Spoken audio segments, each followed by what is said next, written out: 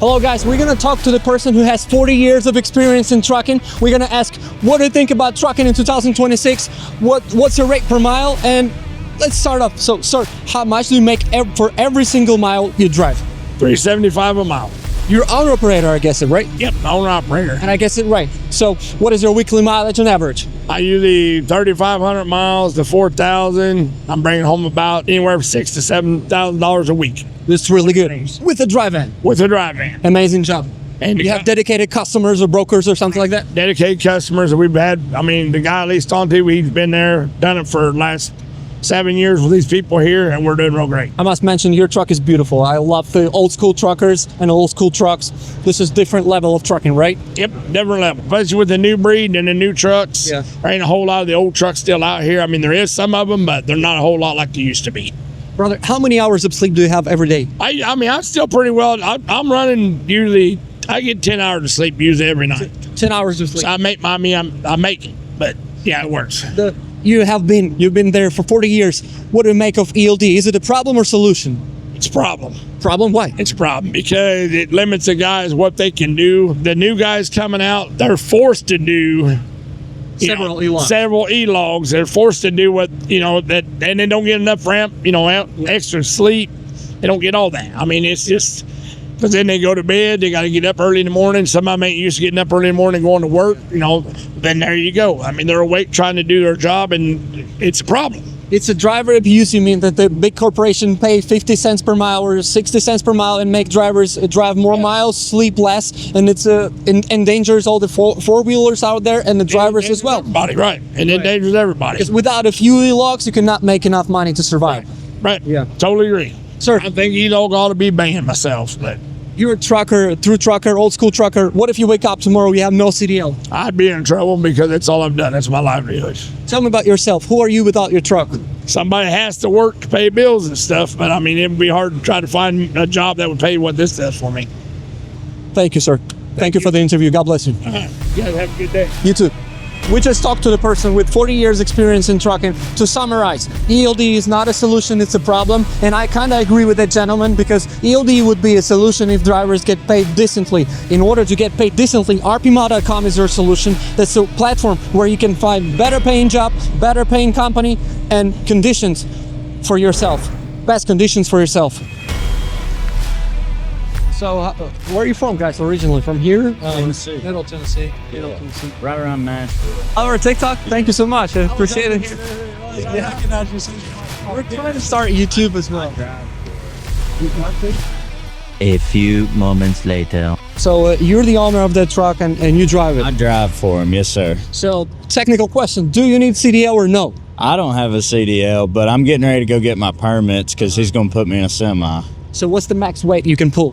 He's loaded me, and I've pulled across the scale in Texas one time with 41,000, but that's truck, trailer, pigs, fully loaded. $3 per mile with this, right? He gets $3 a mile. What's your rate?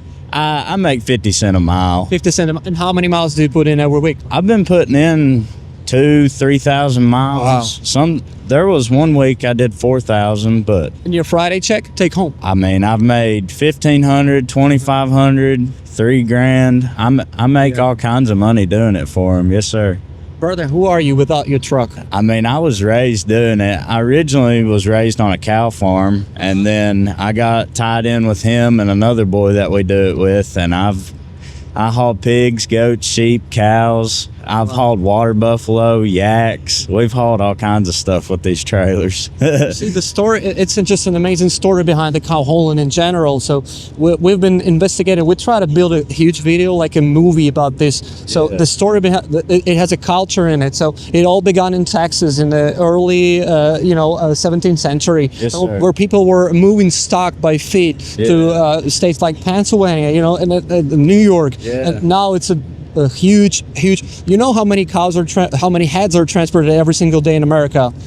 I don't know how many get transported every Anywhere day. from 80 to 100,000 heads. Yeah. Every single day. I believe it. Yeah. Okeechobee's having a drive where they're pushing them with horses. They just did that last week. Wow. Yeah. Tell me, please, to the people that work with dry van or reefer or any different kind of commodity, what are the specific pain points aside from having less sleep than the other drivers, or maybe being forced to drive constantly for a couple of thousand miles? What are different pain points? Let's say cleaning the trailer or something else. You look around, about everybody here at the Chrome Shop, we take pride in them. And this trailer's a little beat up. It's had its rough days before we got a hold of it. We're trying to get it fixed up. A lot of people are taking care of their stuff. It don't matter what they pull. I mean, they're all doing the same thing we're doing. We're all trying to keep bills paid, food on the table, keep family happy, everything like that. I mean, we're all out here at the end of the day together, which it's getting away from that. Everybody fights that one's better than the other. We're all out here just trying to make a dollar. It's all in units. But the question, what's the problem? And like, what are the issues that you face every single day?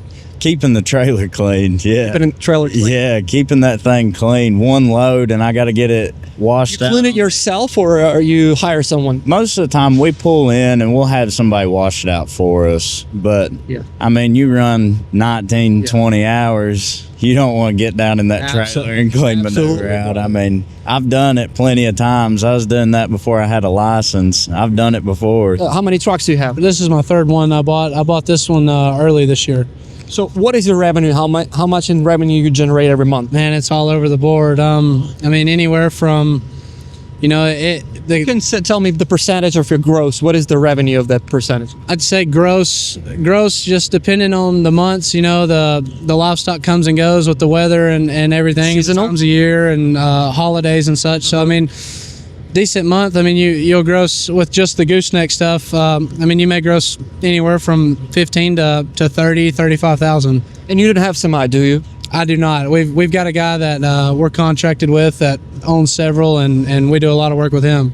Insurance. What are the risks? So if the load goes bad, for example, what are the risks? So on hauling livestock, you have to have cargo insurance, and basically the cargo insurance covers what animals you have in the trailer. I mean, you get a policy like you do on anything else, a vehicle or whatever, and you just you have a base price of what your policy covers. So it's just a regular cargo insurance. Right. It's cargo insurance, but it's directed towards livestock.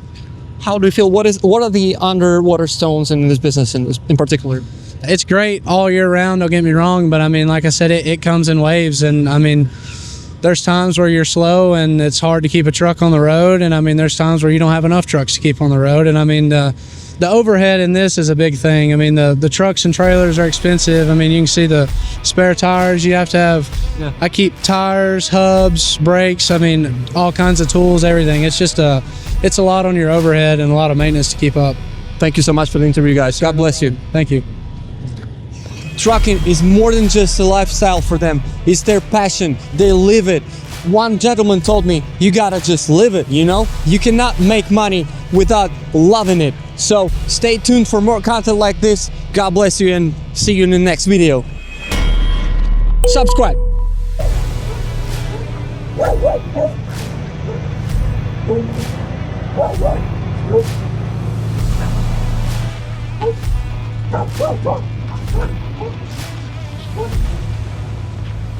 Rate per Mile TV.